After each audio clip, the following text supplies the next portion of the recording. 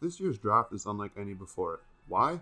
Because this draft comes during a pandemic, a very shortened college season, and one where we saw the remainder of a shortened NBA regular season and playoffs unfold in a Disney bubble. That's why this draft is a tough one to really measure. It clearly doesn't have a fan favorite to be drafted at number 1, whether that be LaMelo, Wiseman, or Edwards. However, there are quite a few hidden gem players in this year's draft who will fill out the first round. Some of these players, like the lesser known and the less sexy names such as Devin Vassell, Isaac Okoro, and RJ Hampton, who could all potentially, and I say potentially as cautiously as possible, have the ability to develop into a Kawhi Leonard or Klay Thompson level steals in this draft. Not only are we in such uncertain times with the draft, but so is the Golden State Warriors team, who we are all waiting and watching on come draft night on who exactly or what exactly they will do with their number 2 pick. Well, they know and we all know they have the same championship core as they had over the past 5 seasons, and no one is over the hill. They had the key departures of Kevin Durant and Andre Iguodala and were bitten viciously with the bug injuries this year, so that earned them the number 2 pick in this year's draft. What they do, whether they draft and keep a young player or use that pick as a trade bait, it is something we will all find out very soon. So, it should come to no surprise that this pick is as important as they come. No one realistically expects the Warriors to land a major superstar in this draft, but depending on how they play their cards, they can sure add some firepower. The Warriors won't be selling the entire farm for a chance to win now, mainly because they don't have to and their window is still 3 to 4 years with everyone's age. But they have made it clear they want to keep their future in mind when considering their options for the draft. One of the things that the Warriors have on their side is that they are lucky enough to have a $17 million trade exception that will allow them to make deals without having to give up any major player. Of course, Andrew Wiggins will still probably include in a few of these deals as he has a more expendable star at the moment, which I don't think anyone can disagree on. But I could be swan on an argument to move Draymond elsewhere. Before we continue with the video, please remember that if you enjoyed it this far and want to hear more about the different ways the Golden State Warriors can flip their number 2 overall pick, please remember to hit the like and subscribe button down below and make sure to share this video with your friends and family so that they can enjoy the journey that we are also ready to embark on. The first team that could pull off a trade with the Warriors is the Milwaukee Bucks. Let's face it, they're probably very tilted after they got booed out of the playoffs and faced criticism. But let's not go too crazy. Giannis isn't coming to the Bay Area, no matter how many times people think it has a legitimate shot. But with that being said, the Giannis Antetokounmpo rumors aren't going away soon, and pressure will only continue on the Milwaukee Bucks as we approach the big 2021 offseason and Giannis' impending free agency decision. You know the way they got booted from the playoffs made them all unhappy? They made it known loudly. And because of that painful loss to the Miami Heat this season, it has put the Milwaukee Bucks in a state of emergency.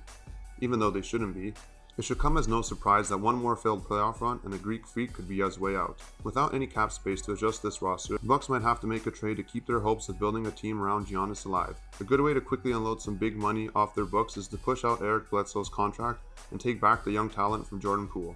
The Bucks give themselves some financial room for the future as well as a exciting shooter in Poole. Meanwhile, the second pick in the draft could help them surround Giannis with a developing star to keep him invested and the franchise long term. It's a good idea to keep things fresh on the Bucks. As for the Warriors, they land a reliable two-way guard to play the six-man role moving forward. They also land an opportunity to draft a player late in the first round with the Milwaukee's 24th pick. So in all, it's not the best, but it's not the worst option they have.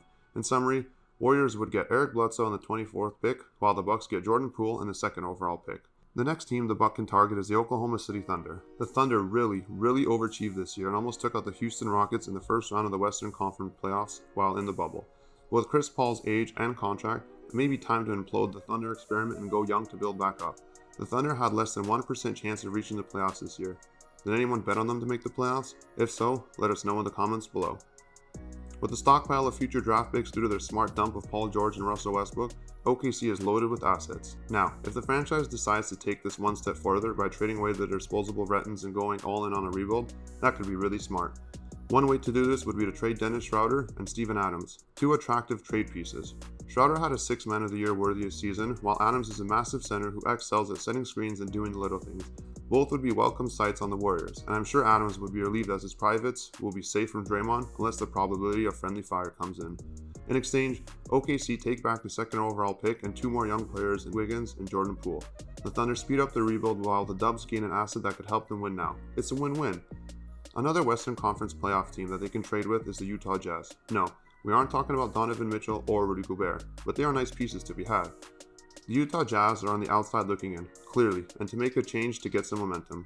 We all know how stacked the Western Conference is, and the Jazz need to do something clever in order to set themselves apart from the teams ranked 4 to 12 out West. There are some rumors and chatter about Rudy Goldberg being traded, and I'm sure that the Warriors will certainly be interested in the Defensive Player of the Year, but for now, let's focus on a less intense deal.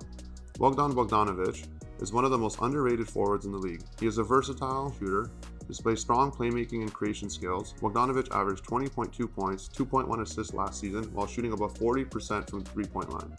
In return, the Jazz will get the second overall pick and an opportunity to add a potential star next to Donovan Mitchell, which is clearly needed. This could also be the key to keeping Mitchell invested in the team's future and not looking to flee the coop, so acquiring Wiggins should help this case as well. The Warriors would get forward Bogdan Bogdanovic and the 23rd pick, while the Jazz get forward Andrew Wiggins and the second overall pick.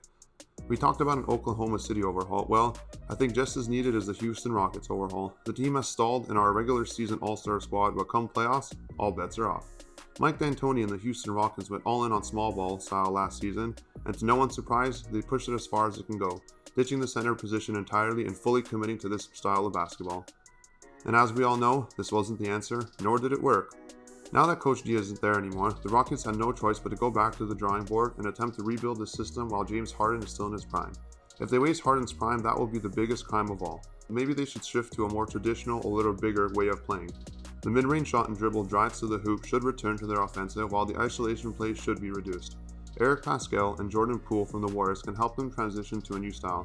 Meanwhile, the number 2 pick gives the Rockets a chance to draft a center like James Wiseman, who could be looked at as their future Hakeem the Dream Olajuwon. The Warriors would be able to get PJ Tucker and Robert Covington for depth purposes, and will be a not sexy way of getting a solid steal in this trade. Both players would vastly improve the Warriors' perimeter defense, which is one of the biggest weaknesses heading into the season. The next trade proposal is one of those trades that, if happened, no one would see it coming, and those are our favorites. As a Knicks fan, it was gut-wrenching, maddening, and shocking to see the team move on from Kristaps Porzingis so soon after drafting him. Let's quickly credit Phil Jackson for this draft pickup. Kristaps had reached an all-star game at 22 years of age before being traded for a few picks and assets. This was just another example of the Knicks being an incompetent franchise while ripping the hearts out of the Knicks fans. Again. Now, Porzingis missed the entire 2018-2019 NBA season due to injury, and recently he underwent surgery to recover from a torn meniscus in his leg, which prohibited him from finishing out the playoffs. So it's clear that KP might have an injury and durability problem. Porzingis' inability to stay on the floor and carry a heavy load could be enough reason for the Mavericks to flip him for assets before it's too late. What would the Warriors be getting if healthy? From their perspective, they would be getting an absolute perfect piece to fit their system. Plus, he might have a better chance of staying healthy on the Warriors, as they wouldn't rely on him nearly as much as any other team would. This adjustment to his usage could do wonders on his health and longevity in the league. As for the Mavericks, they get a young forward in Andrew Wiggins to pair with Luka Doncic, combined with a top pick in the upcoming draft. And the Mavericks would have a nice haul in return for a potential injured star. In order to make this work, I think both Curry brothers and their parents will love it, that the Warriors would also need to pick up Seth. Seth Curry would make the best backup for his brother, and Seth would solidify this trade being a beneficial one for the Dubs. Another young team that is looking to make some noise is the Phoenix Suns. The Phoenix Suns, without a doubt, had an unbelievable run in the bubble this year. I really wanted to see them in the playoffs, as I'm sure they could have taken a game or two from who they were going to play and would have given some of their young talents a much needed playoff experience. The Suns have to feel that they are only a few moves away from making the leap to being contenders in the Western Conference, and it's vital. I mean, incredibly important.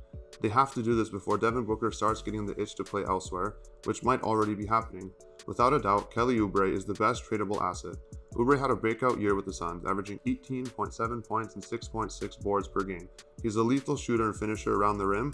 Ubrey would fit everything the Warriors would need on offense. In fact, the Suns have had always good assets. In their most recent past year, they let go TJ Warren, and we all know what he did in the bubble. Now, Ubrey is versatile enough to play for the forward position alongside Steph Curry, Klay Thompson, Andrew Wiggins, and Draymond Green. Of course, he would also succeed as a sixth man, but the Warriors would have to cough up the number 2 pick and potentially Eric Pascal for this to work. The Suns would need to get something worthwhile in return for their rising star. This package should be enough to get the trade finalized just as long as the pick swaps the Warriors' 10th pick in exchange, but I think getting the 10th pick in return is something they'd be reluctant to give up on. With this hypothetical trade for the Warriors, this one will be a fun trade that involves 3 teams. Who doesn't love 3-team trades? Anytime you hear it, it always involves some big names or superstars. Let's talk about some teams that aren't being mentioned in trades as well. Let's look at Philly and Sacramento. So we're all on the same page, let's go through each of these 3-team swaps and see why it makes sense for all of them. Finally, the Warriors have needs. One need is to add some depth on their wing. Josh Richardson could do just that. Now, Josh didn't live up to what Philadelphia was expecting, but he clearly won't be expected to fill some big-time roles in Golden State. This would allow Richardson to play his natural position as a backup guard to bring offense. And on the other side, the Al Horford experiment in Philly didn't bring the results they were looking for, and is a very solid veteran who can add a ton of value to the Warriors. He also brings 3-point shooting the Warriors need in their front court. Not to mention, Horford is a skilled passer for his position, and this is exactly fitting for how and the Dubs like to play. The Warriors also get a late first-round pick to make it all worth it from Philly. In return, Philly gets a center to patch up with their rotation in Kevin Looney and a deadly shot creator in Buddy Hield to finally give them that offensive firepower. I really love Buddy's game, and because he plays in Sacramento, he barely gets enough attention, but it's about time that changes, and the 76ers desperately need a shooter like Hield to help them open the floor. How good is Buddy Hield? He sank 270 plus 3-pointers for the second straight year this season. Can you say stud? And then the final piece of this trade, now we know that the Kings can manage to flip Hield, who has made it clear he's ready to move on, for Andrew Wiggins and the Warriors' second overall pick. This gives them a chance to future rebuild around Fox and Marvin. Again, 2 more studs in Sacramento that no one really talks about outside of the Sac Town. And this 3-way deal, and looking at it from a large vantage point, all 3 teams should be happy. To reiterate, the Warriors would get Josh Richardson, center Al Horford, and the 20th pick from Philly. The 76ers would get Kevin Looney and guard Buddy Hield, and the Kings would get forward Andrew Wiggins and a second overall pick from the Golden State Warriors. Phew! Now that was a lot of trade potentials for the Dubs. I don't know about you guys, but I'm excited about this upcoming draft night. What do you think the Golden State Warriors should do with their number 2 pick? Flip it? Trade it? Keep it? Let us know in the comments below. Check out some of these videos I'm sure you guys will love.